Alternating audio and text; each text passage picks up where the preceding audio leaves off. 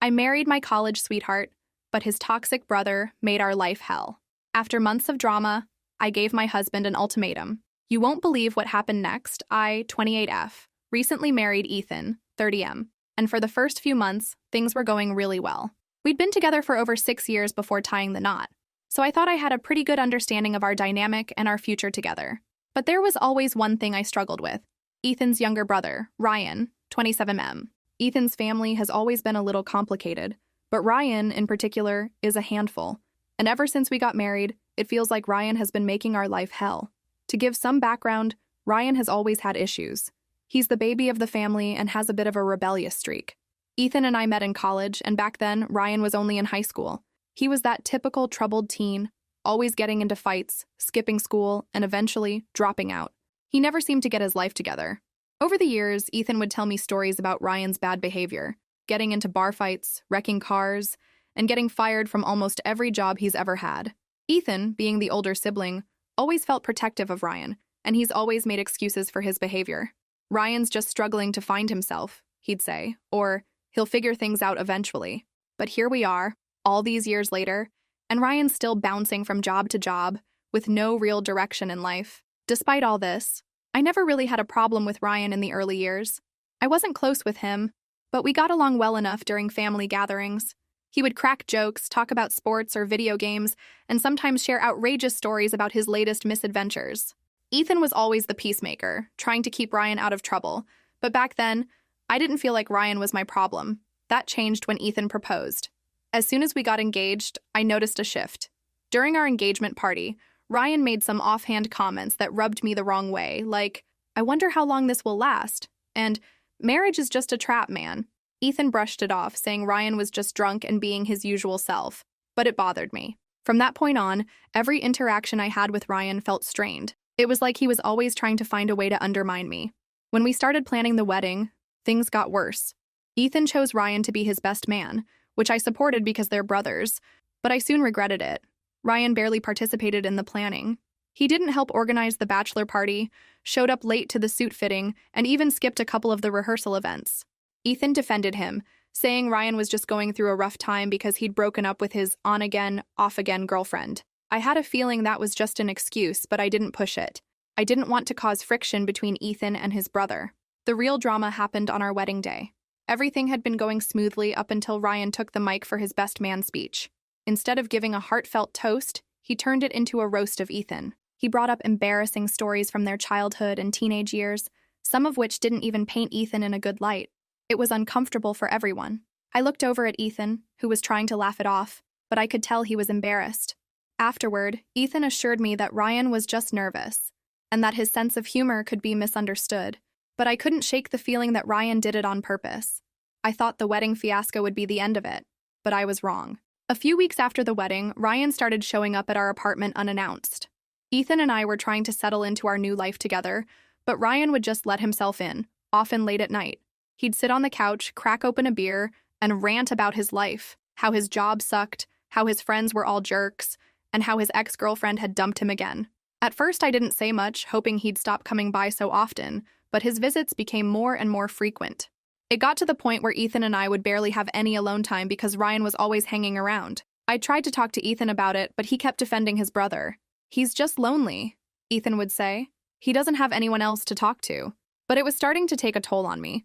I felt like I couldn't relax in my own home. The final straw came one night when Ethan was working late. Ryan showed up at our place, clearly drunk, and started talking about how marriage was pointless and how I was just trying to trap Ethan. He said I didn't really love him, that I was only interested in Ethan's money, which, by the way, is laughable because we're both middle class and work hard for what we have. When I told him to leave, Ryan got angry and started shouting. I was scared and called Ethan, begging him to come home. Ethan came back and managed to calm Ryan down, but once again he brushed it off, saying that Ryan was just in a bad place. After that night, I told Ethan that I didn't want Ryan coming around anymore unless we agreed on it first. Ethan promised he would talk to Ryan, but I could tell he felt guilty about it. He's always had a soft spot for his brother, and I think he struggles with setting boundaries with him. Ryan didn't come by for a few days, and I thought maybe things were finally going back to normal. Update 1. A few weeks later, Ethan came home from work one day and told me he'd invited Ryan over for dinner. I was furious. We just agreed that Ryan shouldn't be coming by unannounced, and now Ethan was inviting him over without even asking me. Ethan apologized and said he felt bad for Ryan because he'd been having a hard time, but I didn't care. I knew that every time Ryan was around, it caused tension. That evening, Ryan showed up, and the moment he walked in, I could feel the tension. He barely acknowledged me and immediately started talking to Ethan about how his life was falling apart. It was the same old story. His boss was an idiot, his friends were unreliable, and his ex was driving him crazy. I tried to stay out of the conversation and just focus on dinner, but I could feel Ryan's eyes on me the whole time. When Ethan stepped out to take a phone call, Ryan leaned across the table and said, "You know Ethan isn't really happy, right? He only married you because he felt like he had to." I was stunned. I didn't even know how to respond at first. Ryan just sat there, smirking, like he knew something I didn't. I told him to leave, and when Ethan came back and saw Ryan walking out the door, I told him what had happened. For the first time, Ethan seemed genuinely angry with his brother. He said he would talk to Ryan and tell him to back off. The next day, I got a text from Ryan. It was a half-assed apology saying something like, "Sorry if you were offended, but I'm just trying to look out for my brother." I didn't respond. I didn't see the point. Ryan wasn't sorry. He was just trying to cover his tracks. What made everything worse was that Ethan's parents started getting involved. Ryan had apparently been telling them that I was controlling and pushing Ethan away from his family. They called Ethan, asking if everything was okay and if there was any truth to what Ryan was saying. I couldn't believe it. I had always gotten along well with Ethan's parents, and now they were questioning me because of Ryan's lies. Ethan assured them that everything was fine and that Ryan was just stirring up drama, but the damage was done. Every time we saw his parents after that, there was this awkward tension. They never said anything outright, but I could tell they were starting to doubt me. I told Ethan that I didn't want Ryan coming around anymore. Period. I didn't care if he was going through a tough time. He was causing too much damage to our relationship. Ethan agreed, but I could tell he was struggling with it. He's always been the peacekeeper in his family, and I think he felt like he was being forced to choose between me and Ryan. I didn't want to put him in that position, but I also couldn't handle Ryan's toxic behavior anymore. Update 2. Fast forward a few months and things had finally started to calm down. Ryan wasn't coming around as much and I felt like Ethan and I were in a better place. But just when I thought we were in the clear, Ryan called Ethan out of the blue, saying he was in financial trouble and needed a place to stay for a while. My heart sank. I knew what was coming. Ethan, being the soft-hearted person he is, agreed to let Ryan crash on our couch for a few days. I knew those few days would likely turn into weeks, and I wasn't wrong. The moment Ryan moved in, it was chaos. He didn't clean up after himself, stayed out all night, and brought random people back to our apartment. One night, Ethan and I were watching a movie, and Ryan burst in with 2 of his friends, completely wasted. He demanded that we join them for drinks. I said no, but Ethan, not wanting to cause a scene, reluctantly joined. Sure. Here is the continuation and completion of the post. I went to bed alone that night, furious that once again, Ryan was calling the shots in our home. I lay awake for hours, trying to calm myself down, but I just couldn't shake the feeling that Ryan was pushing us to the breaking point. The next morning, I confronted Ethan. I told him I was done. Either Ryan leaves, or I was going to stay somewhere else until he did. Ethan finally agreed that Ryan had overstayed his welcome, and when he tried to talk to Ryan about finding his own place, Ryan completely lost it. He exploded, yelling that I was turning Ethan against him and that I was just waiting for an excuse to get him out of the picture.